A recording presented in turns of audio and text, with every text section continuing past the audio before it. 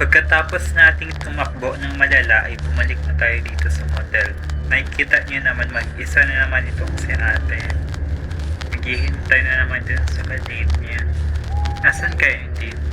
Anyway, aakyat na tayo dito sa motel. Ito yung hagdan. Tapos ito yung first room. Dito sa first room ay nakadikit sa kisame ang mga kama para aesthetic. Elmer's glue lang yung ginamit nila pandikit kaya naglag lang din. Pagtingin ko wala pa rin yung kadit ni ate. Yun pala nasa ibang kanto. Isend mo kasi yung location mo ba? Ito yung second room ng hotel. Meron silang table and kama na walang phone at CR na walang kubeta, walang gripo at walang shower. Ganun lang din sa kalapit na room kaso may radyo. Isarado muna natin ang pintuan at baka marinig tayo ng kadit. Naku po, pumutok ang radyo. Meron sila ditong first aid kit at banyo nakaparas lang din ng last room. Ito naman yung next room. Meron na silang kama na walang kutsyo na naman at CR nakaparas lang ng last room. At ito naman yung pinakahuling room.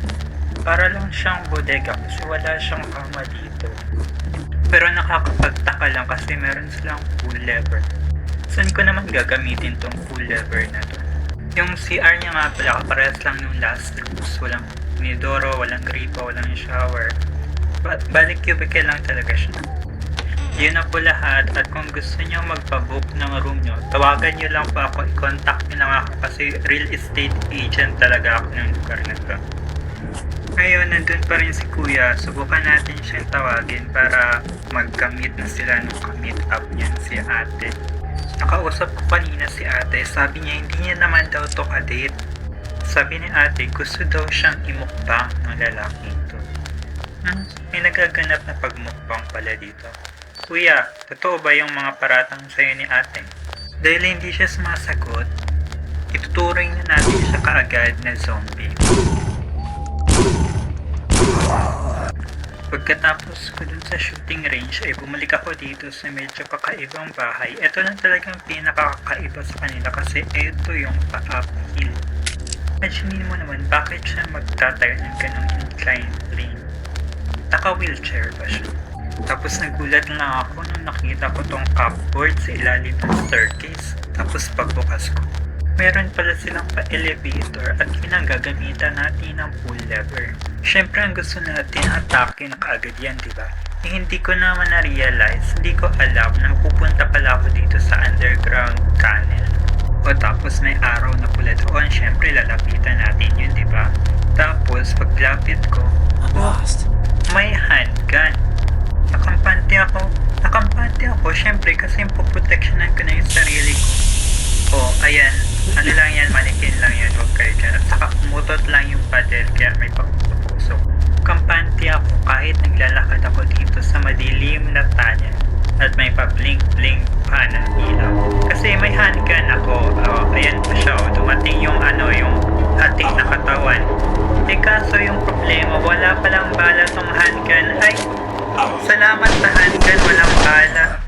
Sa susunod kung magbibigay kayo ng handgun, yung may bala naman. Sa dulo ng paglalakad ko dito sa underground tunnel ay na-meet ko na si Dom. Dito ka lang pala nagtatago doon. Hindi mo man lang ako sinabihan o di ka man lang nagbigay ng mapa o di ka man lang nag-email, nag-text, tumawag. Dito ka lang talaga nagtatago. Ano ay din naman si Doc sabi sa akin magsindi daw ako ng apoy. Hindi ko naman alam, diba? Baka nalalamigan lang siya kaya gusto niya magsindi ako ng apoy. So ayun, nagsindi ako ng apoy. Syempre good Samaritan tayo, diba? We're just being helpful.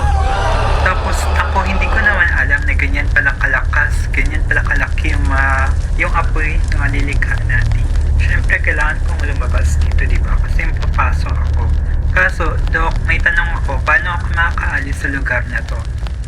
Doc, ay nakalimutan ko si Doc pala ay sunog na kaya hindi na siya makaka-reply sa tanong natin. So, alis na lang tayo dito. Buti na lang at gumagana pa tong elevator nila. Tapos, paglabas ko, nagulat ako. Pero nag-aantay sa labas. labas. Sino naman kaya to? Siyempre, kinilig ako, di ba? Kasi may naghihintay sa akin sa labas. Paglapit ko, tinitigan ko, nilapitan ko. Tapos, paglapit ko, grabe, Texas Chainsaw Massacre pala ito. Kaya ayun, kumaripas ako sa pagtatakbo. At kung saan-saan na nga ako napunta sa pagtatakbo dahil ayaw kong kaharap itong si Kuyang Texas Chainsaw Massacre. Tapos naisip ko, hala, baka pwede si Aling Marites na yung biktimahin niya. Kaso hindi pwede yun kasi hindi tayo makakabalik. Saka wala naman siya pakialam kay Aling Marites. Kaya hinarap ko na lang siya. Kanina ka pa, ba't ayaw mo kong tantanan? O ito, yan, kainin mo yung mga bala na yan. Pagkatapos nun ay dumaan ako sa money store. At milagro, nakabukas na yung box. Tapos sa box, nandun yung part ng motor na kailangan natin. So ayun, binalikan ko na tong motor natin. Tapos ayun na, kalas-kalas na yung lahat, yung gulo. Complete. Tapos ipa-countdown lang. Tapos yun, ayos na yung motor natin. Aling Marites, Aling Melissa, ayos na yung motor natin. At sa wakas ay makakaalis na kami. Huwag mong kakalimutan, Aling Melissa.